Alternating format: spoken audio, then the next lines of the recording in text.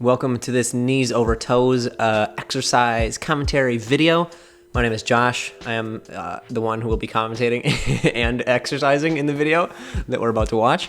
I subscribed to the Knees Over Toes program and was a member for about 6 months, probably, doing like exactly the routine as was outlined by the program. I have since kind of improved enough that I don't need the program anymore. I made a whole video about that, about why I unsubscribed, and as well as a bunch of videos tracking my actual progress. That's the story behind it. I guess there's a bunch more videos on my channel explaining my knees, if this is the first one you're seeing. So enough of that, let's get right into it, what you came for, the commentary, knee exercise video.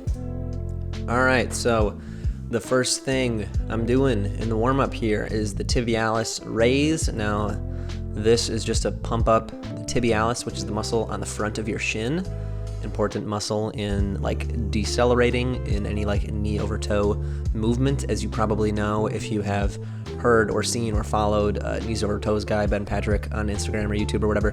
Talks about it all the time, and I as well agree that it is a great exercise to do. So you see me here doing 25 reps, 30 reps, couple sets, and this is something I kind of can just do at any point between sets of exercises, just when I'm feeling like it. When I'm feeling any discomfort in my knees, usually I'll pop a set of this off, and it feels nice. So, and then on to the next thing that I'm going to do here is going to be involving this little rubber strap thing. So this is another thing that I got from Knees Over Toes guy. I like ones that have a loose end like this, so you can roll it up, and it makes it easy to wrap around your knees, as you'll see me do right here. So my particular knee pain comes like underneath my kneecap, so that would be the patellar tendon, what connects the patella, the kneecap, to the like shin, like the bottom area of your knee. So I'm going to compress that part of my knee, like under my kneecap, and then I'm going to wrap it all the way around my knee so that there is pressure. And this I have found can sometimes give you more range of motion without pain. I don't particularly have knee pain these days that much, but when I did, this would let me do an exercise like this, the Patrick step here, without pain. So what would be painful if I was uncompressed with the rubber thing there is now possible with this. So if that's the case, if that's your case, then definitely try it out. So for me, the reason I'm doing it is because it will compress the area, and then when you take it off after the movement, blood flow like rushes to the area and kind of pumps it up a little bit quicker as a warm-up. So I'm doing this, I'm putting it on each side here, and I'm doing 20 reps of this exercise to step up here. So the important thing is that my working leg heel is on the ground, completely flat, and that the other leg is real straight, and that my whole spine is straight. I'm not like, you see my shoulders kind of lean back as the leg reaches out. I'm not like bending forward and like not applying the resistance. You'll be able to tell that you feel more resistance when you're actually leaning back and your spine is straight. So I got to roll it back up. It's easier to put on when it's in this like rolled up position. See, now I can just put it right over where I need it and then continue to roll it. Whereas this would be a real annoying hassle if it was all like not rolled up in a big long strip.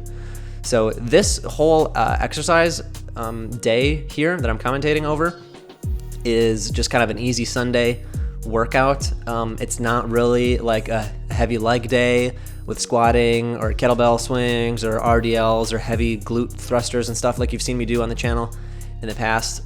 This is just kind of like maybe I didn't do this many like knees over toes type workouts during the week and kind of catch it up on it, or just kind of a mobility auxiliary movement type day where I'm coming in and I'm hitting these exercises that strengthen these these like niche little muscles, right, that are around our knees, like the tibialis and the VMO and stuff that's like super specific to the knee over toe, like just knee health, knee ability in general. So it's mostly body weight stuff, it's mostly stretches, it's mostly just kind of stuff that like I said, is auxiliary. I'm not burning like 600 calories in this workout, hitting my major muscle groups. The next thing I'm doing is kind of a right after say, like, I'm not doing anything hard.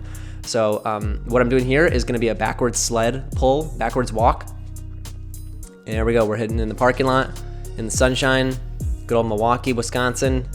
And I'm going to be doing reverse out knee pain. So basically, if you don't know about this concept, walking backwards, pulling a sled, or pushing a treadmill in reverse is going to help your knees a lot because you are only doing the concentric portion of the movement, which is the pressing part, whereas the eccentric, the lowering part of the movement, is what is going to stress and damage the muscles a lot more. Damage in terms of break down muscle fibers and rebuild them, like muscle damage, like the healthy kind that is working out, right?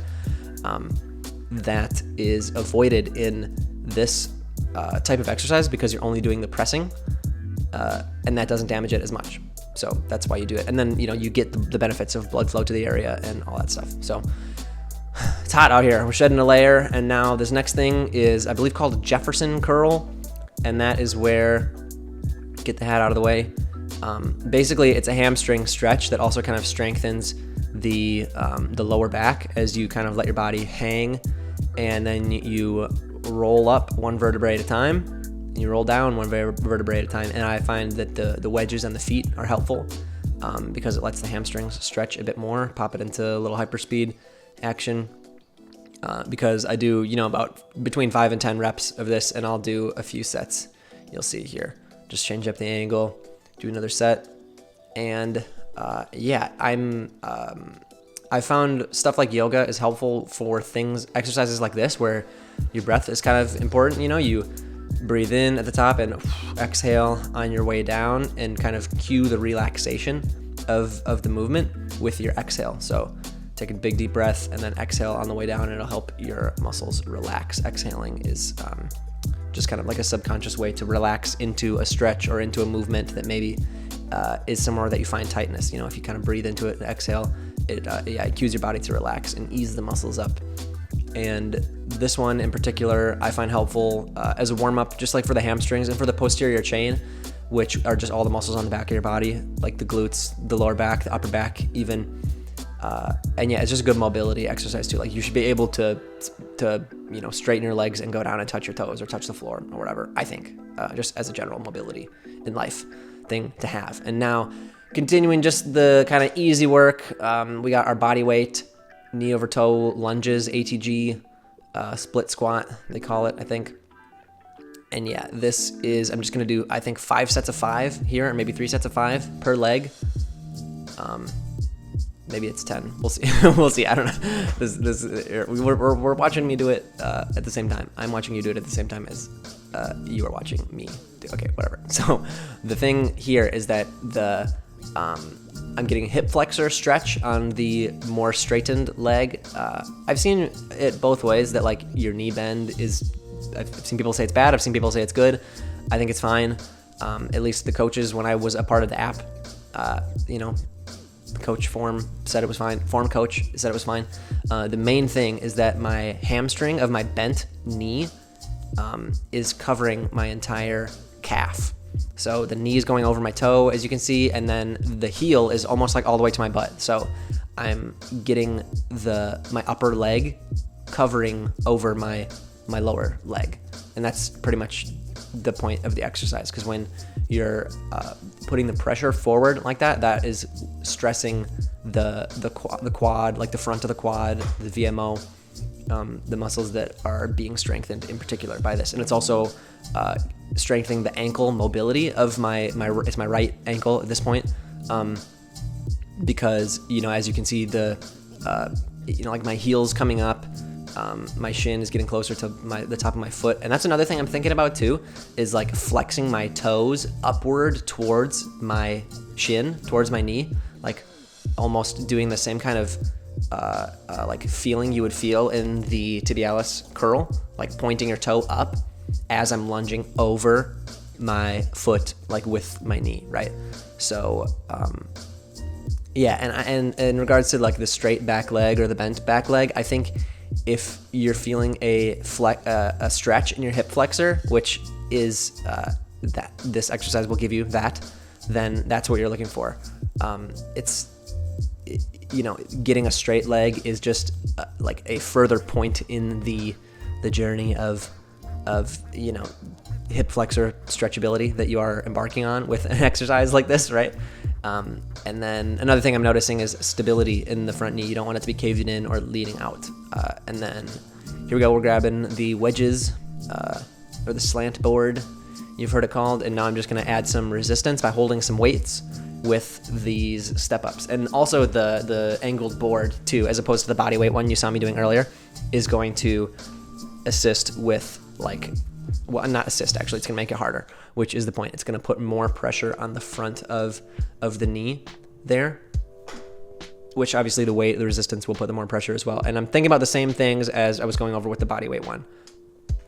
In this, keeping the leg flat, or the foot flat on the board in this case, as opposed to the ground, and keeping my reaching leg straight. As you can see, I'm not able to reach it as far just because the way the gravity is working. It's harder. There's the resistance, there's the weight, but holding it out there for a second as well is something that you see me do, and that's just another thing that kind of makes it harder. Like a little isometric hold at the end of the range there will just fire up that VMO muscle. This is mainly the muscle you're going to be working. The VMO that you've heard me say, that's the vastus medialis oblique, which is the big teardrop muscle on the quad. It's like the inner one on your leg, and that is a big important protecting muscle for the knee. It absorbs a lot of force. It gives a lot of force to the flexion and the extension of the leg, just kind of functional in necessary for function of the knee, right? So this exercise strengthens that muscle a lot. And what I'm doing here is 3 sets of 10 on each side. So I'm doing 10 on one side, switching to the other side, and another set of 10. So the first angle, the first clip, you saw me do 10 on each side, and then I've got my last 2 sets just with no rest, just kind of going back and forth. Again, because it's not this whole kind of knee over toe, all of these exercises aren't really exhausting, like lunges or squats or deadlifts, or it's not exhausting. You've got almost pretty much just as much energy as you started with. You just kind of feel a pump in your legs, in the shins and the calves and the VMO, the front of the quads. So yeah, that's kind of why you're able to kind of just add this in as an extra day, because it's not really hard. It's just kind of something that you should show up and do, just to make sure. For me, it's a reason to just be in the gym every day, continuing that as a habit, as a place that I show up and do work on my health, on my body, preventative care on the vehicle, the meat vehicle that they say. That's something I say, I guess. And here we're just into the stretching mode. So you see me bend over, touch the floor, and straighten one side, do a couple breaths in that side, and then go back and forth, straighten the other side. And you'll see in these next couple stretches, and maybe you won't see it, but I'll tell you about it. The cue that I'm doing is I'm inhaling and strengthening straightening my spine on the inhale, and then exhale deeper into the stretch. So I'll switch sides, inhale, straighten the spine, exhale, deeper into the stretch. So you can see that kind of back and forth, like how my spine's going up and down and up and down. And here we go. Now we're doing this is a Piriformis Stretch. That's like the IT band, or like the outer quad.